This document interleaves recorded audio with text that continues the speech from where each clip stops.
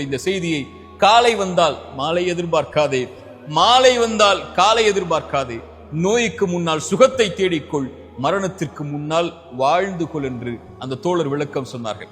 இறைத்தூதர் ஸல்லல்லாஹு அலைஹி வஸல்லம் தெளிவாக இதை சொன்னார்கள் 5 அறிவுரைகளோடு. இந்த 5ற்கு முன்னால் 5ஐ பயன்படுத்திக் கொள்ளுங்கள். 1, உனக்கு வயோதிகம் வருவதற்கு முன்னால் வாலிபத்தை பயன்படுத்திக் கொள். வாலிபத்தை வீணாக்கினால் கண்மூடி முடிப்பதற்கு முன்னால் வயோதிகம் வந்துவிடும். அப்போது வாலிபத்தில் செய்ய வேண்டும் என்று நினைப்பதை நினைப்பாய் செய்ய முடியாது.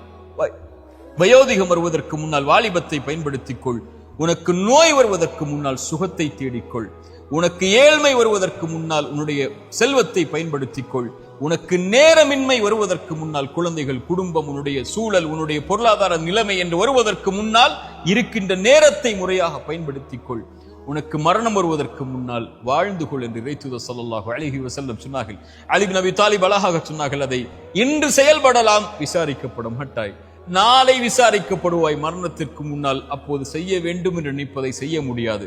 இந்த அறிவுரைகள் எல்லாம் எமக்கு சொல்வது இந்த நாள், இந்த நிமிடம், இதுதான் நமக்குரியதே தவிர எதிர்காலமோ கடந்த காலமோ அல்ல. கடந்த கால